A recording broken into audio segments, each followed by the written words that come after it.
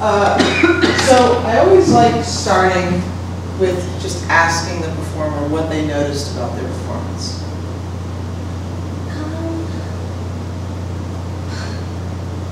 I was more nervous than I thought I would be, I think. Okay. I don't know. I felt like things were super connected with this performance. Yeah.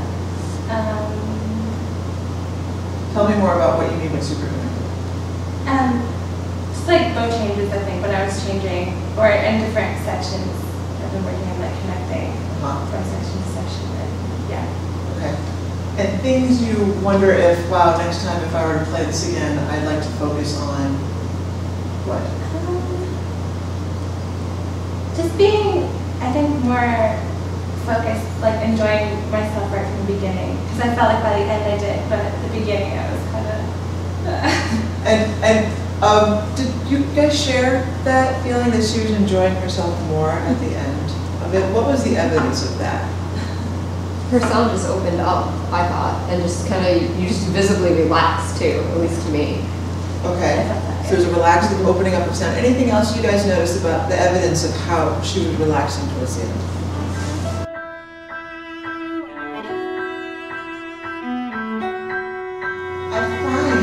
That our breath is really connected with that. And there was that moment right before you went back to the recap where you went,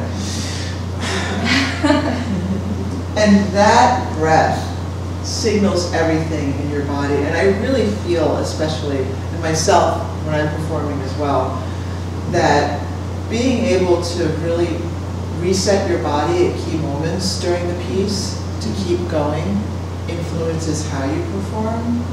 And also, not only your breath, but how you distribute your weight.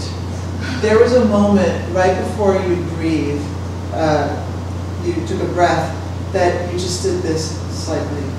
Like you were just more on the back side of your feet. You were more grounded. And I feel that means everything when you play. And I'm wondering if we could start from the beginning one more time and not only feel the breath coming, at the beginning, but when you're about to do another phrase. Because I enjoy watching you change your bow as far as where it is in the contact point. If a little softer, I want this fuzzier sound and everything like that. But in the moment, also feel that releasing in your arm.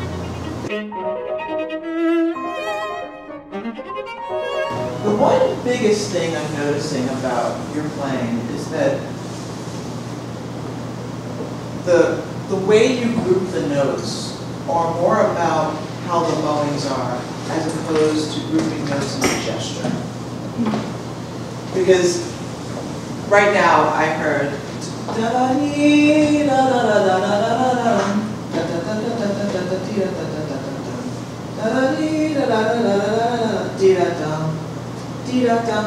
because I see you like releasing with that, but I'm wondering if it could be more natural to how you would sing it. So, and especially the da da da da da da da da da da da. Right now it's very square, and I'm wondering, could it be like where? How are you grouping those 8 or 10 notes? Is it 6 and 4? Is it 4 and 6? What is it? So, can you exaggerate the shape? And I think that will then help your technique, because you're not so thinking of making everything equal. You're really just following the phrase.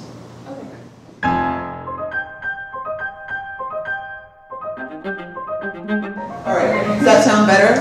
Yeah, okay. So, because we have to do this all the time. We separate things in how we practice and how we have to start from the string, or we have to do, to get a good sound. But at the end of the day, when you play, you just got to throw that all out the window and just go with what your musical voice is saying and how the phrase should go.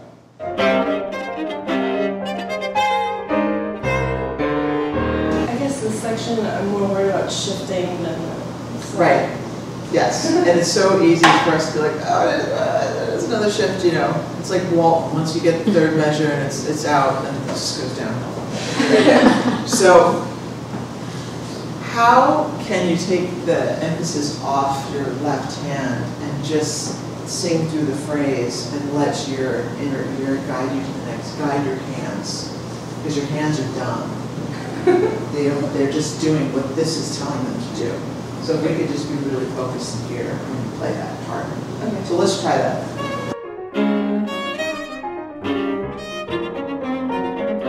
If it was a particular landscape or scenery, or if there was like a window you were looking out on, what would it be? Or if you could make a YouTube video to go with it, what would you put with it? Maybe an ocean. Okay. What is it about the ocean that makes you say that? Well, the waves and the dynamics, I guess, and the breathing. Okay.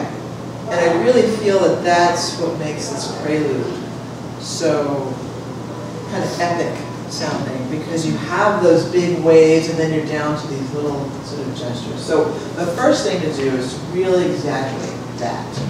And I feel that maybe it was only one or two measures where I saw your bow really approach a clear contact point in relation to the bridge.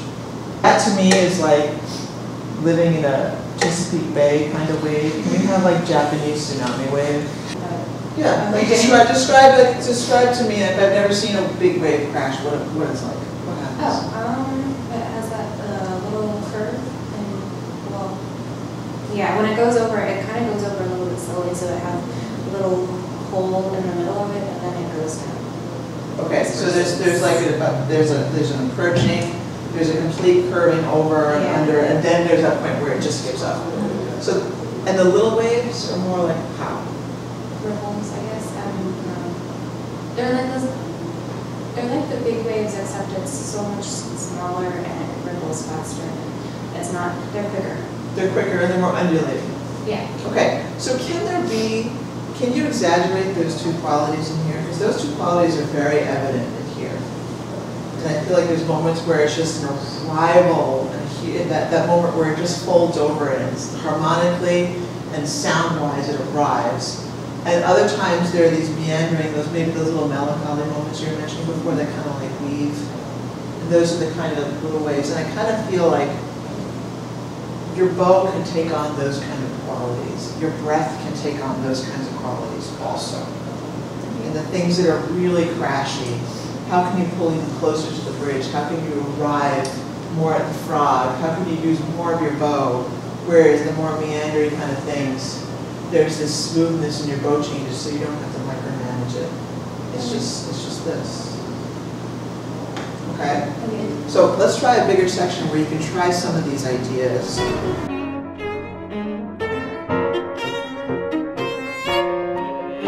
How can you best prepare your body for those big waves? And it's by being as grounded as possible.